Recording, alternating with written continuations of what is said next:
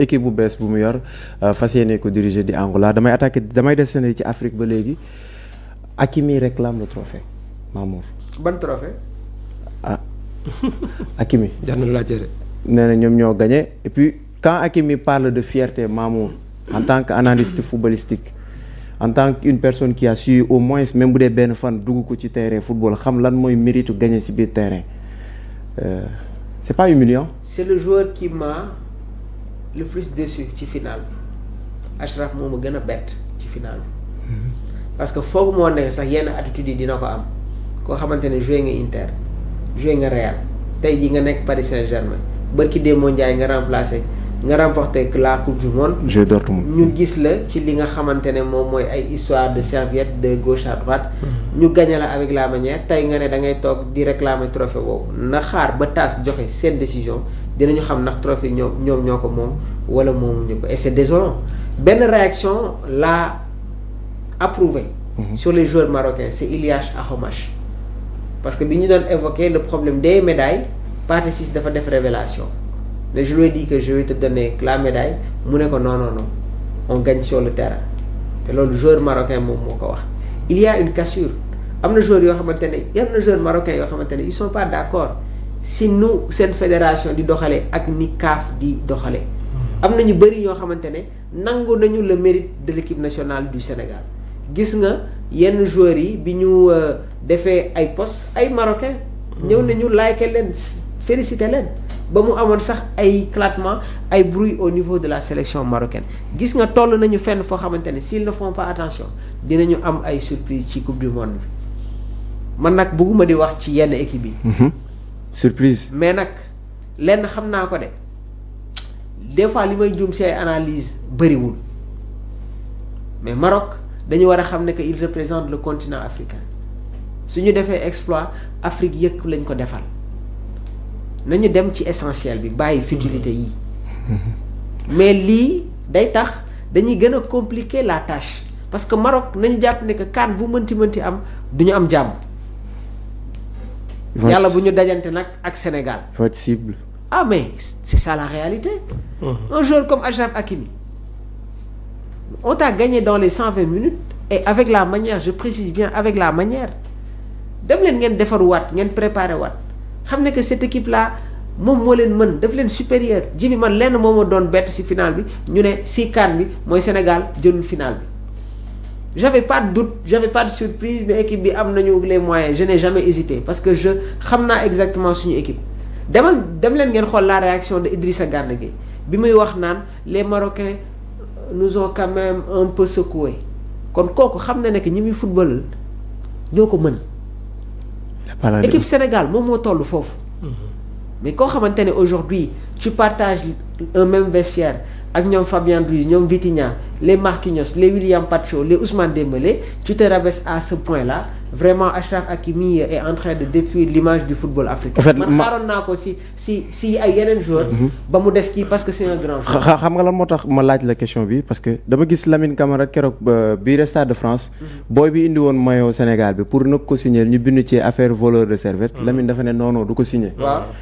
léegi comment ça se fait que Lamine ne non du ko signer par guise de respect Hakimi en tant que capitaine de sa sélection mu décider naan avec fierté je me demande c'est quel genre de fierté. affaire serviette yi rek un joueur comme Achraf Hakimi capitaine de la sélection marocaine mu nekk ci ay histoire de serviette jël serviette joxe un joueur boo xamante ne xoolal sa trajectoire joué na dans les grands clubs remporté na quasiment les grands titres. CAN rek moo ko dese. mais c'est pas sa dernière CAN il n'a qu'à aller travailler. gën a liggéey moom ak ay coéquipiers il doit revenir beaucoup plus fort. mais c'est pas à travers les bureaux wala par mail. la Coupe d'Afrique par mail. Djibi est-ce que un demi-finaliste de la Coupe du Monde peut se rabaisser à ce niveau étant un joueur de Paris Saint-Germain. Bon encore une fois déçu parce que tamit man je pense que ñoom il envoie un cadeau empoisonné à la future génération donc des Marocains déjà rek par paresse lañ bëgg a jàngale seen cultiver en tout cas seen population comme quoi que bu ñuy jongante dara nu ñu ko mën a amee baax na comme fii duñ benn politicien waxoon rek mën naa bokk rek Maroc ñoom jamono ji moom nu ñu ko jëlee baax na ñoom la ñuy wax mais quand même football ñëpp xam nañ ni c'est sur le terrain lañ koy gagné. mais tey bu le Sénégal gagné à l'intérieur nga remplir ces stades à plus de 80 000 personnes.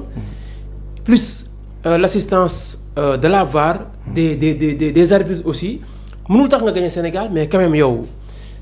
fan nga bëgg a gagné Sénégal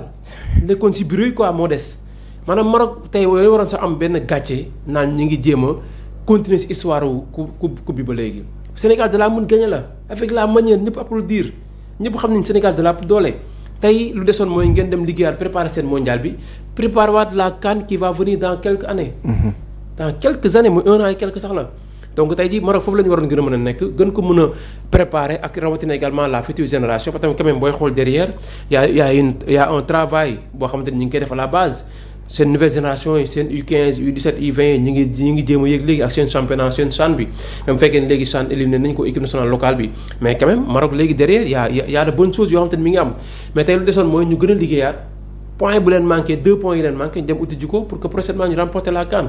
mais Maroc pour la prochaine CAN qui va venir je ne pense pas que Maroc va atteindre la barre de la finale parce que bien avant la finale j'espère que dinañ ko mën a éliminer wala dama toogoon si CAN bi dañ seetaan loog ma si ku ñu naan Dame Ndoye l'ancien international sénégalais mais Dame il a fallu que mu suivre le match Sénégal suivre première sortie Maroc suivre encore une fois deuxième sortie Maroc c'est là ne vraiment CAN bii ma gis nii Sénégal gisuma si adversaire bu ko mën a tenir face te boobu c'est tout juste donc au début de la campagne africaine donc tey loolu la Sénégal concrétisé moo tax Sénégal consécration bi ci CAN Maroc bi bettul kenn ñu yàgg suivre CAN bi commencement ba fin bi xamoon nañu Sénégal pas bu mu nekk ak yoon bu mu jaar ak Maroc yoon bu mu jaar niveau yi du benn tey foofu daal lañu toll moo tax man vraiment sorti Achraf Hakimi xaaroon naa ko aussi tam ci benn ak guerre bu ko defoon wala benn genre Saybari Hakimi lu ma def nii est-ce que c'est pas le fait de mettre la pression aux instances décisionnelles peut-être il va se dire que ni sortem bi bu ko defee dina def tuuti pression ci est-ce que c'est Hakimi en personne qui parle ou Hakimi se fait parler parce que Hakimi également il représente la sélection c'est le capitaine Hakimi bu waxee rek mooy c'est le Maroc qui a parlé boo waxee nag tamit mooy on peut penser également que c'est le président de la fédération aussi Fawzi Legza qui a parlé aussi donc mën nañ ko tamit xalaatee noonu parce que tamit un capitaine buy dem bay génn yenn propos yi day fekk aussi xalaat na ko baax a baax parce que boo waxee dañ naan capitaine bi moo wax tey bokkul ak benn Saybari bu génnoon def benn propos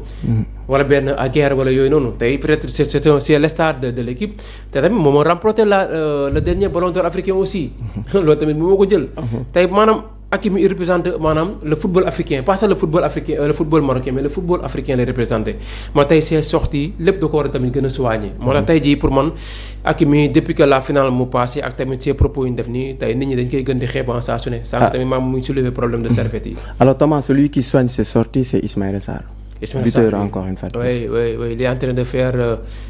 il a 16 réalisations 6 réalisations 7 en Premier League 6 en Conference League donc les deux boo ko capitaliser rek mooy la grande partie yoo xamante ni marqué na ko ci cette saison là te jusqu'à présent jeexagul te pour le moment